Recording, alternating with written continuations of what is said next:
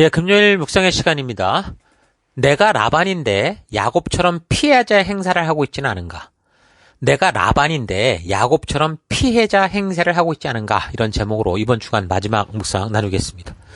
어제 우리는 야곱이 형 에서를 피해서 하란에서 살았던 20년의 삶을 되돌아보면서 특별히 이제 외삼촌 라반의 그 물질과 사람과 하나님 사이에 바르게 우선순위를 잡지 못한 그런 태도로 인해서 얼마나 많은 사람들이 이 현실 속에서 힘겹게 살아가고 있는가라는 걸 살폈습니다. 오늘 우리나라 현실 속에서도 그런 일들이 벌어지고 있고 나 또한 우리 또한 바른 우선순위를 가지지 못했을 때는 똑같은 짓을 할 수 있다는 걸 우리가 살폈죠. 외삼촌 라반이 바른 우선순위를 가지지 못한 사람으로 살아가고 있는 것을 통해서 야곱이 고생하며 하나님 앞에서 바른 우선순위를 가지지 못한 사람들의 삶이 얼마나 다른 사람에게 큰 상처를 주는가라는 걸 배우게 되는데, 사실 이 야곱도 그런 우선순위가 바르게 잡히지 않아서 하나님께서 삼촌 이 라반과 같은 이 반면교사를 통해 배우게 하셔서 온전히 깨닫는 눈을 주시고자 한 거죠. 지금 야곱은 자기보다 더한 사람, 이 삼촌 라반으로 인해서 자신의 바르지 못한 우선순위가 드러나지 않고 마치 라반이 큰 문제처럼 보는 그런 경향이 있습니다. 우리의 삶에서도 사실 내가 가장 큰 죄인이고 그래서 내가 고쳐지고 내가 바르게 성장해야 되는 그런 존재인데 항상 나보다 더 세 보이고 강해 보이는 그런 존재들로 인해서 마치 나는 저 사람들보다는 낫지 않느냐 이런 생각으로 내가 바뀌고 내가 변화해야 함에도 불구하고 남 탓하고 환경 탓하고 그 사람들이 마치 삼촌 라반같이 나보다 더 극성맞고 강하고 커 보이는 그 바르지 못한 우선순위로 하나님 앞에서 막 한탄하는 거예요. 자기도 가해자인데 피해자인 것처럼 착각하는 경우가 많습니다. 그래서 우리는 우리의 믿음의 길에서 변화하여 성장하는 이거는 바로 나 자신뿐이다. 다른 게 아니라 내가 고쳐져야 된다라는 사실 잊지 마시고 다른 사람들의 이 여러 모습을 보면서 우리가 뭐 해야 돼요? 반면교사로 삼아야죠. 그래서 그 사람들의 잘못된 일과 그런 실패를 거울 삼아서 나를 먼저 변화시키고 하나님의 뜻에 합당한 그런 믿음의 길을 걷는 사람으로 성장해 가야 됩니다. 하나님은 우리를 함께 살아가는 존재로 세우셨고 그래서 사회에서나 교회에서나 함께 공동체 속에 함께하기를 원하시는데 이런 공동체 속에 속한 여러 사람들의 실패와 성공의 모습을 보면서 꼭 자기가 직접 바닥을 치고 실패해보고 그래야 배우는 삶이 아니라 그런 사람들을 우리 주변 사람들을 서로 보고 배워서 서로 반면교사를 삼아서 바르게 성장하고 성숙함으로 결국 시간을 낭비하지 않고 보다 더 남을 섬기고 하나님의 뜻을 이루어갈 수 있는 그런 삶을 살 수 있도록 해야죠. 야곱처럼 그냥 피해자 의식을 가지고 삼촌 라반만 탓하고 자기의 옳음을 은근히 주장하면서 자신을 고치지 않는 그런 삶이 아니라 이 세상에서 변화되고 성장해야 되는 유일한 거는 그 어떤 다른 것도 없다. 바로 내 자신이다. 라는 사실을 잊지 말고 우리 각자 우리 스스로를 변화시키고 말씀의 가치로 새롭게 태어나게 하는 그런 우리가 됐으면 좋겠습니다. 자, 아무튼 야곱은 그런 삼촌 라반 밑에서 어떻게 해서든 생존하며 자기의 삶을 찾고자 몸부림을 치는데 14년간 그 신부를 얻기 위한 계약 기간이 끝나면서 이제 떠나려고 했어요. 근데 교활한 삼촌은 유능하게 아주 그냥 또 싸게 치는 이 일꾼 야곱을 놓치지 않으려고 아주 설득하고 교묘하게 붙잡습니다. 그래서 야곱은 이 사람과의 관계에서 세이노를 못하는 사람이다 보니까 이런 삼촌의 속내를 알면서도 그런 사람에게서 자기 재산을 모으기 위해서 또 계약을 맺고 6년의 삶을 더 하란에서 살게 되죠.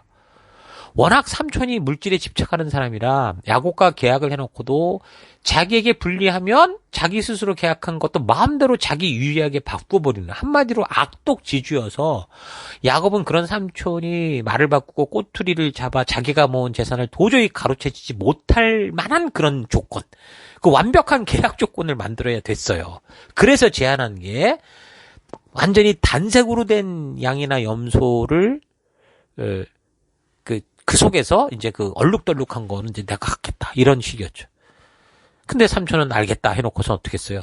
자기 가축들 중에 그런 것들을 골라내가지고 아들들에게 다 줘버려서 3일기를 떨어뜨려 버렸어요. 그러니까 벌써 삼촌 라반은 계약을 하자마자 꽁수를 부리기 시작한 거죠.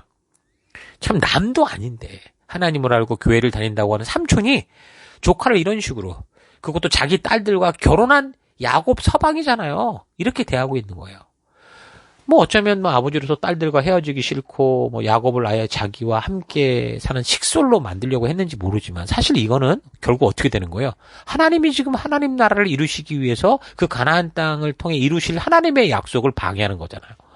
그러니까 물질과 사람과 하나님과의 온전한 우선순위가 잡히지 않으면 이런 식으로 하나님의 뜻도 하나님의 계획도 막 방해해버리는 거예요. 그리고 자기 편한 대로 해석하며 살아요. 이곳에 이민을 와서 사는 분들도 보면 삼촌 라반과 같은 식으로 살아가는 그런 사람들, 가까운 친척들로 인해서 그 믿고 왔다가 오히려 상처받고 관계 다 깨지고 그리고 한국으로 돌아가는 경우를 봅니다. 그런 친척이 아예 교회를 다니지 않으면 뭐 그런가 보다 할 텐데 또 이런 사람들은 또 교회를 또 잘 다녀요. 그러면서 교회에서 무슨 중직을 맡고 있어요. 그러면서 하는 짓거리는 이렇게 사기 쳐먹는 라반처럼 살아요. 이게 자기 망신, 교회 망신, 하나님 망신 시키는 삶을 사는 거죠. 그래서 정말 우리가 진정한 성도라면 빨리 성경을 통해서 하나님 말씀의 가치로 바른 우선순위를 가져야 되는 거예요. 그래서 어려서부터 바른 우선순위를 가지게 된다면 선한 영향력을 미치겠죠. 다윗처럼 다니엘처럼 그 친구들처럼 선한 영향력을 미치는 인생을 살지 않겠습니까? 그러지 않으면 나이를 먹어가면 먹어갈수록 삼촌 라반처럼 사는 거예요. 교회에서 장로다, 집사다, 뭐 리더다 이래가면서 온갖 사기 다 쳐먹고 사람들 다 이용해 먹고 하나님이 목숨 걸고 예수님 목숨으로 건져낸 생명들을 전부 다시 막 지옥으로 되돌려보는 그런 미친 짓들을 하는 거죠. 자, 어찌됐든 야곱이 이런 식의 계약을 해도 삼촌이 사기를 치니까 이제 자기의 재산이 될 수 있는 이 전박이 양과 염소들을 그 단색 투성이의 가축들 사이에서 태어나게 하려는 노력을 해요. 근데 좀 아쉬운 건 그 방법이 좀 너무 이 전능하신 하나님을 오해한 그러니까 인간적이고 미신적인 방법을 쓰고 있는 거죠. 그러니까 그 절망 중에서도 소망을 가지고 행동하는 건 굉장히 긍정적인데 그 방법이 또 이게 좀 고개를 갸웃거리게 하는 겁니다. 아마도 그때 야곱은 유목민으로 이제 목자 생활을 오래 했을 거 아니에요. 그러니까 단색 양이나 단색 염소 사이에서도 전박이가 나올 수 있는 가능성이 있다는 것을 그가 자세한 관찰과 경험을 통해 알았던 것 같아요. 이게 오늘날 과학으로 분석해보면 맨델의 유전 법칙인데 그 맨델이 1865년에 완두콩을 이용한 실험을 통해 발견한 과학 법칙이거든요. 우열의 법칙, 분리의 법칙, 독립의 법칙이 있는데 이 법칙은 그러니까 우성과 열성 이것이 대립 유전자에 따라 형질을 지배한다라는 논리예요. 그러니까 유전 형질 중에 잡종 1세대에는 나타나지 않고 잠재해 있다가 그 다음 세대에 나타난다라는 거예요. 이런 일을 이제 이게 과학의 법칙이니까 그러니까 야곱은 이걸 본 거예요. 그냥 과학은 몰라도. 그러니까 야곱이 가축대 중에서 받을 품삯의 우열의 법칙은 잘 몰랐어도 그렇게 연결시킬 수 있죠. 야곱의 품삯으로 가지게 되는 얼룩이나 전박이 양, 그 염소는 그 양과 염소의 부모 중에서 어느 정도 전박이나 얼룩진 것이나 검은 것이 있었을 가능성이 있다는 거예요. 그 다음 세대에 이제 이게 나오는 거죠. 그러니까 만일 가축대 중에서 열성의 형질이 나타난다고 해도 아주 소수에 불과할 수 있거든요. 그러니까 야곱은 자기가 돌보는 단색 계통의 양과 염소 중에 유전 형질이 잡종 1세대에는 나타나지 않고 잠재해 있다가 그 후대에 나타나는 열성 형질을 가진 양이나 염소가 있다라는 걸 알았던 거예요, 경험으로. 과학적으로 이해한 건 아니지만 경험을 통해 그런 현상이 있는 걸 알았기 때문에 이제 삼촌은 생각도 못하는 그런 아주 기발한 제안을 한 거죠. 그런데 야곱이 취한 행동을 보면 그런 사실에 대해서 완전히 미신적으로 알고 있었던 거죠. 그러니까 그런 현상을 완전 과학적 사고에 근거해서 이해할 수는 없었으니까 자기도 놀랍게 단색 양과 단색 염소가 교배를 해도 얼룩이가 나온다는 걸 보게 된 거죠. 그래서 스스로 그것이 무슨 이유가 있다고 생각을 한 거고 나름대로 그 답을 찾은 게 하나님의 창조의 섭리로 인한 자연법칙이라는 사실이 아니라 30장 37절을 참고하면 뭐 미루나무와 감복숭아 나무와 뭐 플라타너스 나무에서 푸른 가지들을 꺾어요. 껍질을 벗겨요. 그다음에 벗긴 가지에 흰 무늬를 내고 그것을 양들이 물을 먹으러 와서 교미하는 거기다가 둔 거예요. 그러니까 과학적으로 이 하나님의 법칙을 모르니까 그것도 어떤 현상의 결과라고 생각하고 자기는 그렇게 확신을 가지고 행동을 했던 거죠. 그러니까 그동안 야곱이 살아남기 위해 했던 행동들이 그가 옳아서가 아니라 이런 어리숙한 야곱을 하나님께서 전적으로 도우셨기 때문에 그가 이렇게 있었다는 걸 알 수 있는 거예요. 여러분과 저의 인생도 마찬가지인 겁니다. 그러니까 이런 야곱을 잘 보면 성도가 믿음의 삶에서 자꾸 인간적인 잔머리를 굴리다 보면 하나님께서 분명히 도우셔서 되는 일들조차도 마치 자기가 해낸 것처럼 오해를 하는 거예요. 야곱이 그 짓을 했기 때문에 나무를 파가지고 보였기 때문에 됐다고 착각을 하고 있었을 거 아니에요. 그래서 오늘날도 많은 목사나 성도들이 야곱과 같이 기도를 이렇게 하면 응답받는다, 뭐 저렇게 하면 치유된다, 뭐 이렇게 하면 애가 진다, 뭐 저렇게 하면 은사받는다, 이런 식으로 자꾸 하나님이 일하시는 원리는 다 무시해버리고 마치 하나님이 무슨 자판기 같이 알맞은 조건만 딱 맞으면 복을 쏟아내는 그런 기계로 알고 있는 거죠. 그러면서 이런 것이 무슨 대단한 노하우인 것처럼 뭐 책으로 긍정의 힘, 기도에 응답받는 법 이런 식으로 해가지고 수많은 사람들을 현혹시키는 거예요. 그대로 따라하면 되냐? 안 되잖아요. 그러다 보면 마침 그게 맞아서 되는 사람도 있어요. 그게 맞아서가 아니라 어떤 하나님의 뜻에 맞은 거였죠. 근데 대부분 당연히 되질 않으니까 결국에는 점점 뭐 자신을 의심하든 남을 의심하든 설마 저 목사님이, 저 신령한 목사님, 책까지 낸 목사님이 거짓말하겠어? 내가 부족하겠지. 착한 사람은 그렇게 생각을 하고, 착하고 어리석은 사람은. 그리고 좀 이렇게 영악하고 어리석은 사람은 저 완전히 목사가 뻥치는 거야. 이런 식으로 가가지고 믿음을 떠나는 일도 생기죠. 내가 기도해서 이런 일이 이루어졌다. 여러분 이게 말이 된다고 봅니까? 그러면 내가 기도하지 않으면 하나님의 일이 이루어지지 않는다는 말이에요? 아니잖아요. 그런데 그런 식의 어떤 응답받는 방법을 자꾸 강조하다 보니까 기도는 정말 중요한 이 하나님의 마음을 아는 것이고 하나님의 뜻대로 사는 나의 결단이 돼야 되는데 그게 막 자기 능력을 드러내는 어떤 도구가 되는 거예요. 주기도문을 날마다 100번씩 외우면 뭐 복이 온다. 뭐 정성스러운 헌금을 매일 새벽 강단에 1,000원씩이라도 바쳐라. 그럼 응답이 온다. 뭐 믿음으로 자기가 받고 싶은 만큼의 월급을 생각하고 그 11조에 해당되는 금액을 헌금으로 바친다면 그 11조 정도의 금액이 오히려 그냥 너의 월급이 된다. 뭐 이런 식으로. 아휴, 참 어떻게 보면 기도로 뭘 했다는 말이 상당히 어떻게 보면 굉장히 신앙적이어 보이는데 사람들의 지극정성을 보여서 또는 금욕을 통해서 무엇을 이루었다라는 게 굉장히 신앙적이어 보이는데 이런 하나님의 역사에 그냥 숟가락을 얹어서 내가 뭘 하니까 되더라 이런 식으로 인간적인 힘이 들어가고 착각을 해버리면 분명히 하나님이 이루시는 역사인데 자기가 이룬 것처럼 헛소리들을 해요. 그래서 어떤 사람들 간증하는 거 보면 마술사 저리 가라요. 이제 대단한 그런 간증들을 하잖아요. 단지 그냥 미신적 사고에 푹 절여지고 빠져 있어요. 그러니까 말을 들어보면은 말도 안 되는 얘기, 성경의 가치와 전혀 맞지도 않는 그런 얘기를 자기가 느끼고 자기가 경험했다고 거품을 물고 얘기하는 걸 보잖아요. 여러분 이런 간증과 오류들은요 타종교에도 기독교와 똑같이 많아요. 여러분 치유나 뭐 문제 해결이나 뭐 이런 게 기독교에만 있다고 생각하십니까? 아니에요. 치유가 됐든 문제 해결이 됐든 사업이 역전되는 간증이든 뭐 심지어 썩은 이빨이 금이빨로 바뀌고 손에 금가리가 떨어지는 이런 간증들도요 타종교에서 다 나타나요. 다 그런 간증들이 똑같이 차고 넘쳐요. 그래서 하나님은 처음부터 이런 방법으로 일하시지 않는다니까요. 오래지 않은 과거의 간증과 체험은 말씀을 듣다가 인간의 더러운 죄성과 정면으로 대면을 해서 하나님 앞에서 철저히 회개하고 그 참회와 성결의 길, 거룩성의 회복으로 변화되는 그게 간증이었는데 오늘날의 어떤 대부분 간증을 보면 어떤 신비주의 운동의 대단히 기복적인, 그러니까 뭐든지 이렇게 했더니 뭐 아파트 값이 배로 뛰었더라 뭐 이런 거.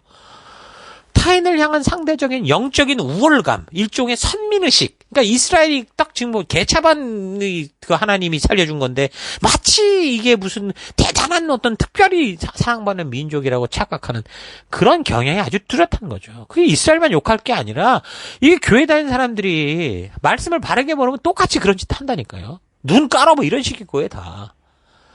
그러니까 야곱이 너무도 사악한 삼촌 라반을 만나면서 그런 곳에서 생존을 해서 발버둥 치며 어떻게 해서든 벗어나기 위한 노력들. 이거 참 안타까운데 이 야곱이 그런 삼촌을 보면서 반면교사로 삼아서 하나님께로 더 가까이 나가고 하나님의 뜻대로 서고자 하는 것보다 이 야곱 또한 뭔가 신비한 방법으로 그것을 벗어나려고 하는 모습. 여러분 우리가 잘 분별해 볼 일이에요.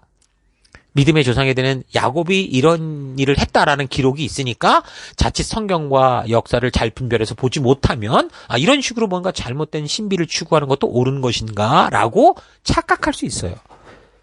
근데 하나님께서 믿음으로 사는 것이 어떤 것인지를 보여주는 이 족장사, 창세기 족장사, 이 믿음의 사람들의 이야기의 기록을 통해서 우리는 바른 진리, 하나님이 뭘 말씀하시는가, 진정한 믿음의 삶이란 무언가, 우리의 인생은 어떻게 이루어져 가는가, 이런 것들을 우리가 잘 기억할 수 있기를 바랍니다.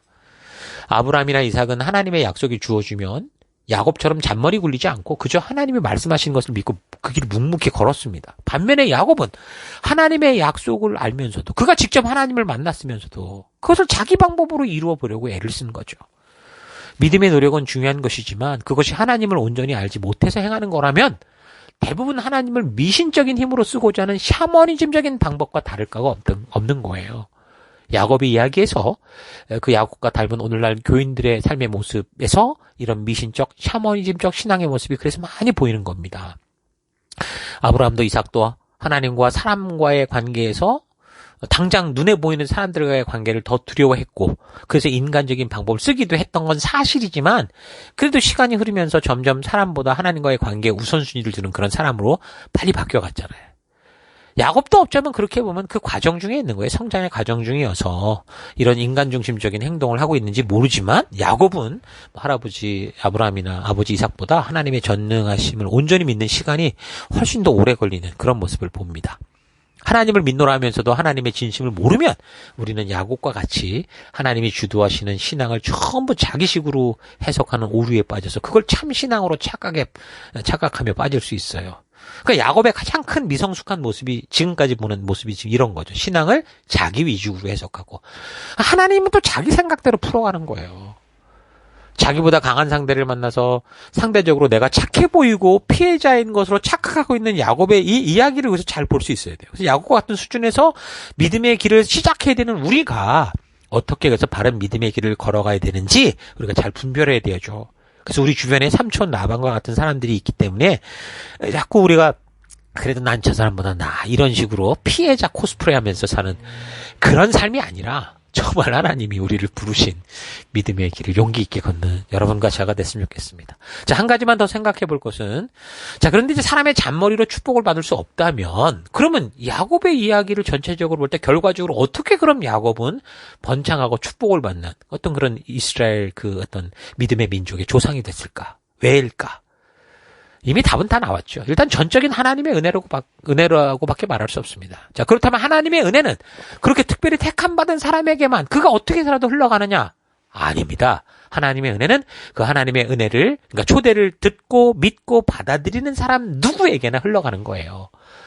에서에게도 똑같이 기회가 왔고요. 야곱에게도 왔고요. 이스마엘에게도 왔고요. 이삭에게도 왔어요. 다 똑같이 하나님의 은혜는 흘러갔어요. 같은 아버지 밑에서 같은 교육을 받고 자랐다고요.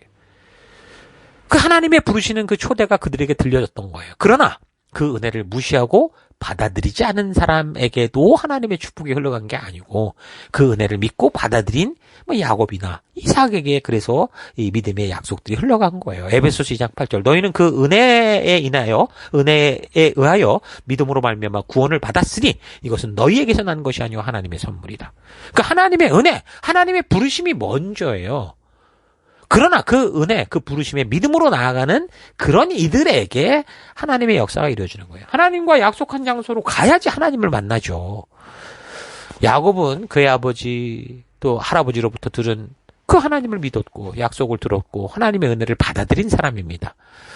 이거는요, 그래서 그 사람이 성숙하냐 그렇지 않냐고 상관이 없어요. 대부분 하나님의 은혜를 받는 모든 사람들의 그 시작의 모습은 다 미성숙하고 어리숙해요.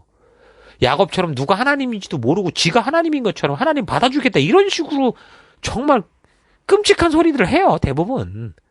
그래서 다만 하나님의 은혜를 믿기에 그 후 하나님의 약속을 따라 살아가려고 하는 삶, 실수하고 실패하고 오해도 하고 오류를 범해도 포기하지 않고 다시 일어나서 하나님이 부르신 그 약속의 길로 나아가는 약속대로의 삶, 그게 힘들고 어려워도 기도하고 또 하나님 앞으로 나아가는 그런 삶을 살아갈 때 다른 우상에게로, 다른 이방에게로 쉽고 빠른 길로 가는 게 아니라 하나님 앞으로 나아가고자 하는 삶을 살아갈 때 그런 과정에 점차 성장해서 아브라함처럼 더 나아가 예수 그리스도의 장성한 분량에까지 자라가는 하나님의 자녀가 되는 겁니다. 자, 늘 야곱처럼 실수하고 넘어져도 또 착각하고 오해를 해도 다른 우상이나 이방에게로 가지 않고 늘 하나님이 우리에게 주신 이 말씀의 가치 안에서 그 부르신 약속을 따라 걷는 여러분 되기를 바랍니다. 자, 오늘 하루 나는 사실 생각해보면 내가 삼촌 라반과 다를 바 없는데 야곱처럼 나보다 강하고 드센 존재를 만나서 내가 피해자라고 생각하며 살아오고 있지는 않았는가? 좀 차분히 생각해 봤으면 좋겠습니다. 인간들이 가진 약점은 하나님이 주신 눈을 가지고 나를 보지 못하고 남을 보고 살아간다는 거예요.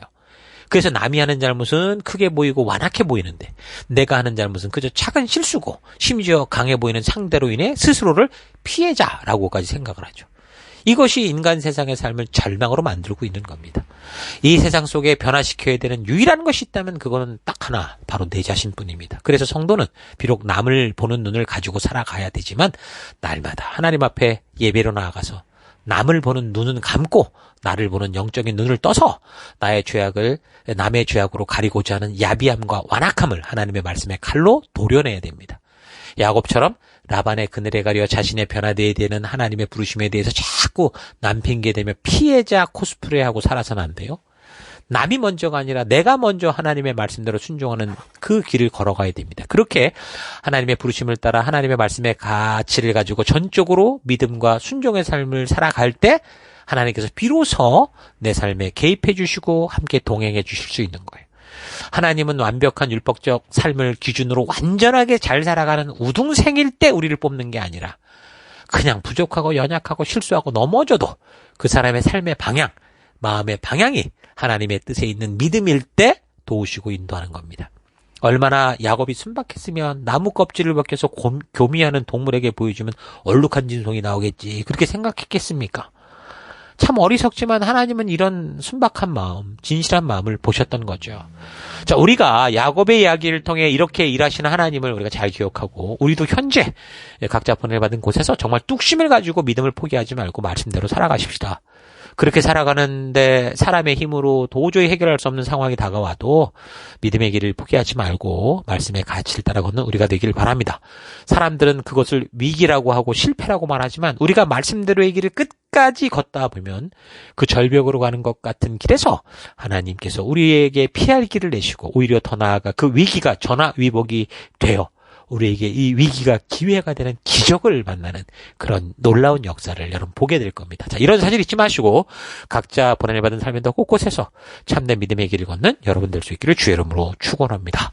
자, 오늘 하루도 힘내십시오. 잠시 기도하겠습니다.